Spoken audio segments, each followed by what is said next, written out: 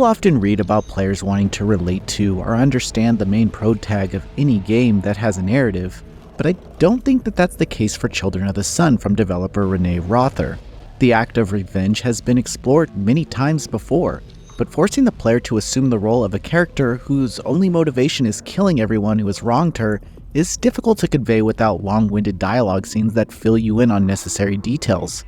But Renee Rother avoids all that here. Instead, this game keeps the player in the dark about the why and forces them to kill, promising to fill them in on the details later.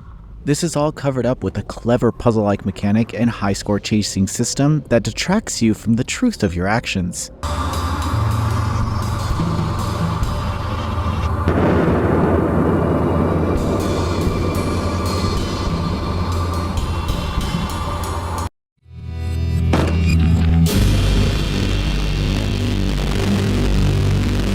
I'd describe Children of the Sun as a puzzle shooter, but let's start with the preamble narrative talk. While Children of the Sun doesn't feature any dialogue across its many stages, it showcases brief vignettes of animated comic book style scenes that give you an idea of what's going on.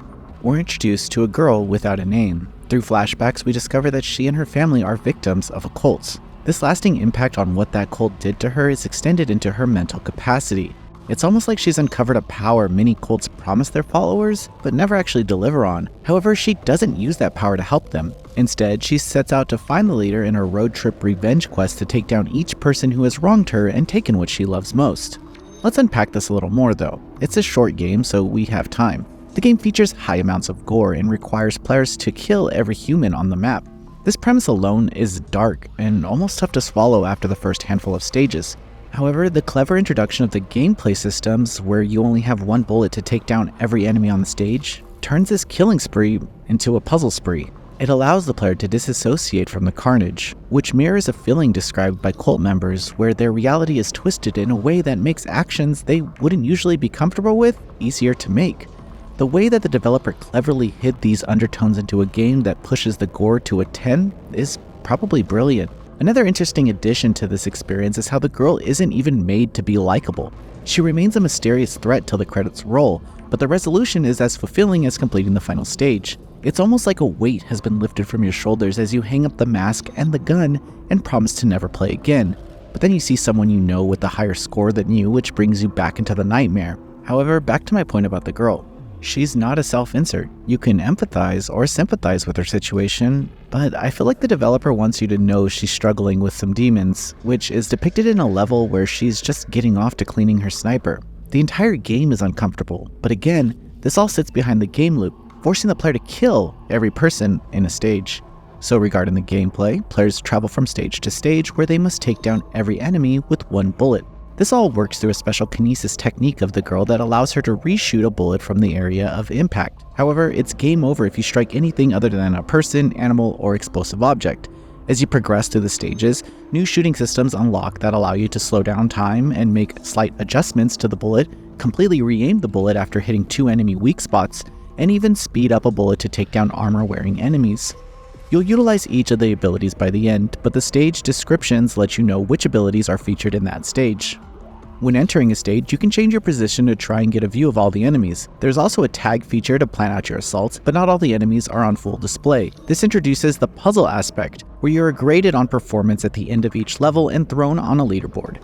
Your first few bullets in a stage will likely be met with simple planning before you tag everyone and try your best to get the fastest route to take down every enemy. Additionally, quests in each level provide more points, but this is an added challenge to complete, since, in case you forgot, you also still have to take down every enemy with one bullet without getting stuck. Right now, there are multiple ways to do everything, but I feel like players will soon discover the most meta route, and that will be reflected on the leaderboards. To combat this, I only hope that the developer has more stages on the way.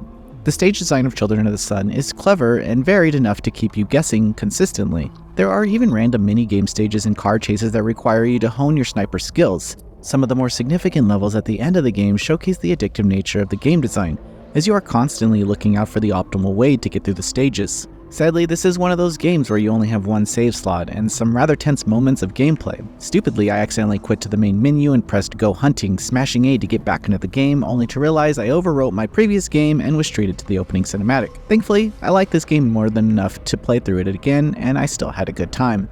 Children of the Sun highlights the absolute insanity that some suffering from the delusion of cults might experience. The blind following, the promise of telekinetic powers, the larger-than-life persona of a leader, it's all here for you to witness. Still, this can also be enjoyed as a puzzle shooter, and a really good one at that.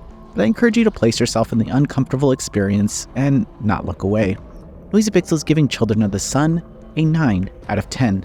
Thanks for watching. This video is brought to you by our supporters on Patreon. Noisy Pixel is run by a group of gamers providing independent gaming coverage through news, reviews, previews, and more. Check out our Patreon to help support our continued growth, and subscribe to keep up with all our future content.